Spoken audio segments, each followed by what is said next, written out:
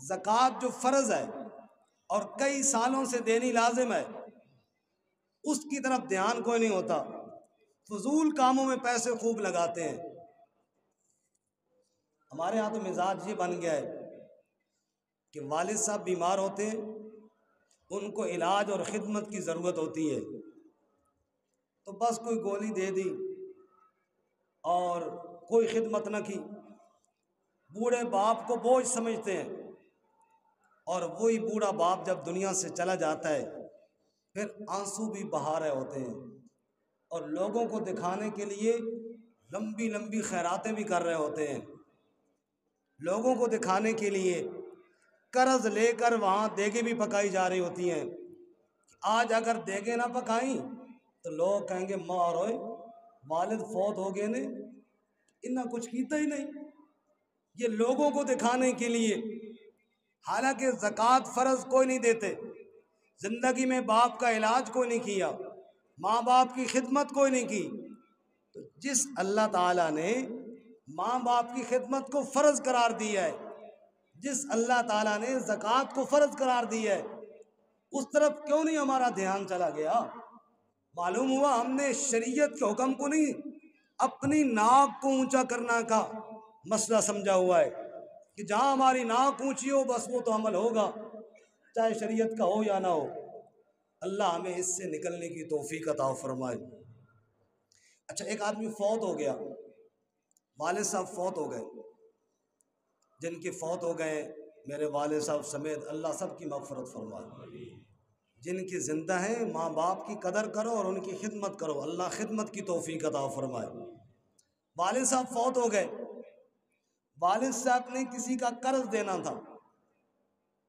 रसूलुल्लाह सल्लल्लाहु अलैहि वसल्लम ने इरशाद फरमाया, जब शहीद आदमी अल्लाह की राह में जान देता है, उसके खून का कतरा ज़मीन पर बाद में पहुंचता है, रब उसके सब गुनाहों को पहले माफ़ फरमा देता है।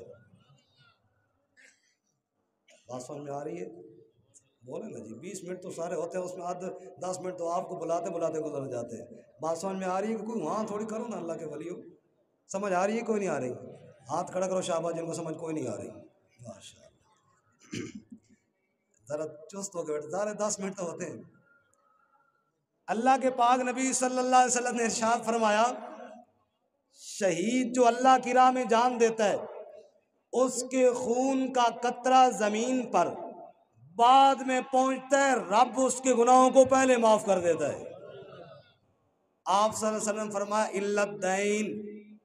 इल्लद्दैन, एक बात याद रखना, कर्जा शहीद का भी माफ़ नहीं होगा, कर्जा शहीद का भी माफ़ नहीं होगा। शहीद ने अल्लाह की राह में जान दे दी, कर्जे का बोझ उसके ऊपर रह गया। मेरे वालिद साहब फौत हुए, उन्होंने मोहल्ले के लोगों में कई लोगों से उधार लिया हुआ था, कर्जा देना था। मैंने उन बंदों को देखा तो दूसरा रास्ता इख्तियार कर लिया, वे कहीं मांग ना बैठे, दूसरी गली से चला गया, टाल मटोल करता रहा, और कुल शरीफ पे देगे बनाई, जुमेरात पे देगे बनाई, 40वें पे देगे बनाई, सालाना पे देगे बनाई। ये तो मैं अपना नाम ऊंचा करना चाहता हूँ इलाके में, बिरादरी में। जो वालिद का कर्जा था वो मैंने क्यों नहीं दिया? तो पहले ये वालिद का कर्जा है जो उस पर बोझ है, जो उसके लिए बख्शिश के में रुकावट है। अगर अल्लाह का हुक्म मानते हो तो पहले इसको अदा करो। फिर शरीयत ने कहा है, लिर्रिजाल नसीबुम मिम्मा तरकल वालिदान वल अक़रबून, अगर कोई फौत हो जाए उसकी मीरास शरीयत के मुताबिक तकसीम करो। लेकिन जिसका बस चलता है बाप के मकान पे कब्जा कर दे, मौका नहीं मिलता, नहीं तो दिल करता है जिंदगी में दबा दे बाप को और मकान पे कब्जा कर ले। जो बेटा जोरावर है उसने कब्जा कर लिया, जो ताकतवर है उसने जायदाद सारी समेट ली, और भाइयों ने हिस्सा लिया तो दे दिया, वरना बहनों को तो पूछा भी नहीं। आज बहन की शादी है, जहेज जरा खूब तैयार करना है, क्योंकि ये तो लोग देखेंगे ना, ये तो लोग देखेंगे ना। दुनियादारों को छोड़ो, दीनदारों के घरों में मीरास अल्लाह का हुक्म है और फर्ज है। पढ़िए कुरान मजीद। अल्लाह करीम कहते हैं किताब मफरूजा, मीरास का जिक्र करके अल्लाह फरमाते हैं ये हिस्से फर्ज की हुई हैं और फर्ज में किसी का कोई इख्तियार नहीं कमी बेशी करे। जुमे वाले दिन 2 फर्ज पढ़ते हैं, मैं कहूँ आज 4 पढ़ेंगे तो आप पढ़ा सकते हो, इख्तियार है मेरे पास? किसी के पास कोई इख्तियार नहीं, ना आलिम के पास, ना मुफस्सर के पास, ना मुहद्दिस के पास, कि रब के फर्ज में तब्दीली करे। रब कहता है ये मीरास भी मेरा फर्ज किया हुआ है, इसमें रद्दो बदल का किसी को कोई इख्तियार नहीं है। अगर तुम इसाले सवाब के नाम पे दे के दे रहा है वो बाद में देना, पहले ये तो काम करना जो उसका फर्ज है। मालूम हुआ ये अल्लाह को राजी करना नहीं, ये एक मिजाज है। हमने अपने मिजाज के मुताबिक शरीयत को बना लिया है मेरे भाई। कामयाबी इसमें नहीं है, कामयाबी इसमें है कि मिजाज को शरीयत के ताबे करना है। जो रब ने हुक्म दिया है उस पर अमल नहीं होगा, चाहे जो मर्जी कर लो, कोई फायदा नहीं होगा। कुरान मजीद का अदब हम सबको करना चाहिए, नहीं करना चाहिए? बोलो। हम कोशिश भी करते पीठ ना हो, सिवाय मजबूरी के कोशिश करते, ठीक है, अच्छी बात है। हाँ कहीं रश हो, ज़्यादा लोग हों, सब ने पढ़ना है, फिर वहाँ इजाज़त है, लेकिन वैसे पीठ ना हो, अच्छी बात है, अदब है। लेकिन असल पीठ क्या है कुरान मजीद को? कि कुरान मजीद ने जो हुक्म दिया उस हुक्म को पीठ दी जाए। कुरान कह रहा है नमाज पढ़, पता है मुझे पीठ दे के जा रहा हूँ। कुरान कह रहा है दूसरे का हक न खा, खाए जा रहा हूँ। कुरान कह रहा है तकब्बुर न कर, किए जा रहा हूँ। कुरान कहता है जुल्म न कर, कभी बाज नहीं आया। कुरान ने जो जो हुक्म दिया है उसकी खिलाफ वर्जी कर रहा हूँ। सूद मैं खाता हूँ, रिश्वत मैं खाता हूँ, यतीम का माल मैं खाता हूँ, सारे काम वो कर रहा हूँ जिनसे कुरान मुकद्दस ने मना किया है। लेकिन पीठ नहीं करनी कुरान मजीद को जी, ये बड़ा गुनाह हो जाएगा। ओ बाबा असल पीठ तो ये है। कुरान ने यहूदियों के बारे में कहा ना कि उन्होंने किताब अल्लाह वरा ज़ुहूरे, अल्लाह की किताब को पीठ पीछे फेंक दिया। आप किसी यहूदी के बारे में पढ़ें, तारीख में नहीं मिलेगा कि उसने जनाब यानी पीठ पीछे से मुराद ये हो कि कांड करके बैठ गए हुए, ये मतलब नहीं है। मतलब ये है कि तौरात में लिखा था कि आखिरी नबी पर ईमान लाना है, इस हुक्म पर अमल नहीं किया तो अल्लाह ने कहा उन्होंने पीठ पीछे फेंक दिया है। आज कुरान मेरे घर में है, मैं अमल नहीं करूंगा तो मैंने भी कुरान मजीद की तरफ पीठ, ये असल पीठ ये है। आज इरादा करें पीठ नहीं करेंगे, यानी कुरान के हर अमल हुक्म पे अमल करेंगे इंशाअल्लाह। ये है असल कुरान मजीद को रुख करना। अल्लाह, ज़िंदगी के गुजर गए 70 साल, मौत के बिल्कुल मैं दहाने पर आ गया हूँ, और इन 70 सालों में एक मर्तबा भी कुरान को मैंने नहीं पढ़ा। 70 सालों में एक दफ़ा भी मैंने नहीं सुना कुरान ने क्या हुक्म दिया है। तो पीठ करना और किसको कहते हैं? पीठ करना यही तो है। बाकी सारे काम सीख लिए, नहीं सीखा तो किताबुल्लाह को नहीं सीखा। महशर के दिन मेरा रब जब अदालत पे लगाएगा तो मेरा नबी शिकायत करेगा, वक़ाल रसूल या रब इन्ना कौम इत्तख़ज़ू हाज़ल कुरान महजूरा। ऐ मेरे रब इनसे पूछ इन्होंने क्यों कुरान को छोड़ दिया था। उस वक़्त क्या होगा? मैं उम्रे पे जा रहा हूँ, राज़ी रहो जी, राज़ी रहो, ये तो मैं करता हूँ, लेकिन जो उसकी ज़मीन पे प्लाट पे कब्जा किया वो क्यों नहीं देता? रसूलुल्लाह सल्लल्लाहु अलैहि वसल्लम ने फरमाया मन अख़ज़ शिब्रम मिनल अर्ज़, एक बालिश ज़मीन भी जिसने जुल्मन ली, क़यामत के दिन 7 ज़मीनों का तौक उसके गले में डाला होगा, सबके सामने जलील किया जाएगा उसको। ये मुझे नज़र क्यों नहीं आता?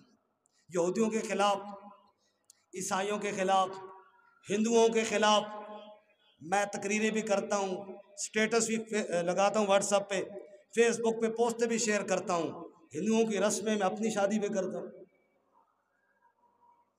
वो जो कड़े डालते हैं आज मेरे गली मोहल्ले में, मेरे शागिर्दों ने, मेरे जवानों ने, मेरे मुक्तदियों ने, सब ने वो डाले हुए हैं। ये तुम्हें किसने बताया? ये क्या नबी पाक सल्लल्लाहु अलैहि वसल्लम की सुन्नत है?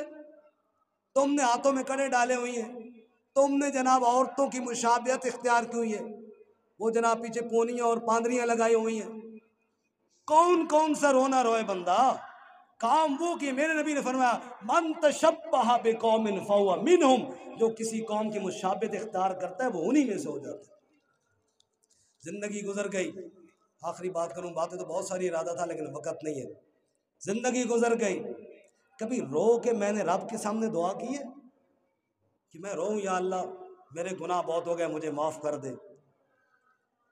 एक दिन की है, तन्हाई में बैठ के रात को तहज्जुद के 2 नफल 4 नफल पढ़ूं और रोऊं या अल्लाह मेरे गुनाहों को माफ़ कर दे?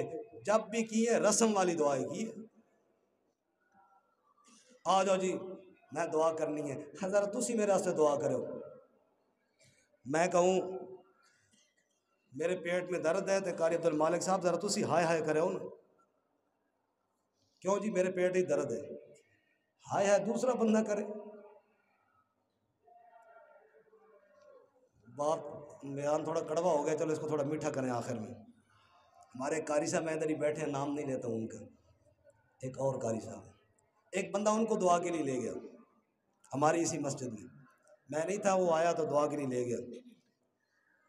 अब जिनको पता सब उन कारी साहब की तरफ देख रहे हैं, लेकिन मैं उधर बिल्कुल मुंह नहीं कर रहा। उनको दुआ के लिए ले गया अपने घर में और जाकर कहा कारी साहब दुआ करो मेरी प्रमोशन हुई है। क्यों ये बोलो? कारी साहब समझा भाई इधर मोशन लगे हुए नहीं, वो सारी दुआ करें या अल्लाह इसमें सेहत अता फरमा।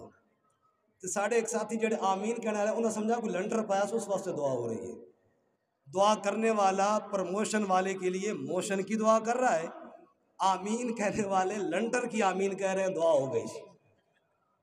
दूसरे दिन या बाद में पूछा भी हूँ सेहत की आलम ना कहा, सेहत मेरी ठीक ठाक है, अल्लाह ने बंदे हो मैंने मोशन नहीं लगे, मेरी प्रमोशन हुई है। अच्छा कि मैं समझा तो मोशन लगे हुए थे। हमारी दुआएं इस हद तक रह गई हैं, मजाक बन गए कि नहीं बन गए? हालांकि आप दुआ मुख्ल इबादत का मगज़ और नचोड़ दुआ थी। तो इकबाल तड़प कर कहने लगा रह गई रस्मी हज़ां रूह बिलाली न रही। आज हम रस्मी मुसलमान बन गए हैं। मेरे भाइयों चंद बातें मैंने इसलिए अर्ज़ की हैं कि रसूमात से निकल कर रस्मी नहीं असली मुसलमान बने। बातें तो ये भी करनी थी कि साल पूरा हो रहा है लेकिन वक़्त नहीं है। और बिल्कुल आखिरी बात ये अर्ज़ करूं और बड़ी ज़रूरी बात है, सारा मजमा इसको नोट करे। जैसे रजब के महीने में रमज़ान की तैयारी शुरू हो जाती है, एक ज़रूरी ऐलान ये भी है कि इंशाअल्लाह पिछले साल की तरह इस साल भी शाबान के महीने में, यानी रजब के बाद जो महीना आ रहा है उस महीने में और फिर रमज़ान के महीने में, 2 महीनों में पिछले साल की तरह हमारी इस मस्जिद में उसी तरह दौरा तर्जमा कुरान मजीद की क्लास होगी।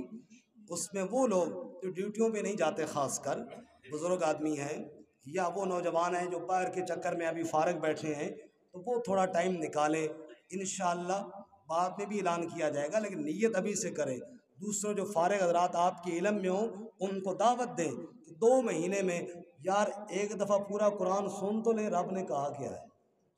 तो इसकी तो नियत करते हैं ना सारे इंशाअल्लाह। अल्लाह ताला अमल की तौफीक अता फरमाए।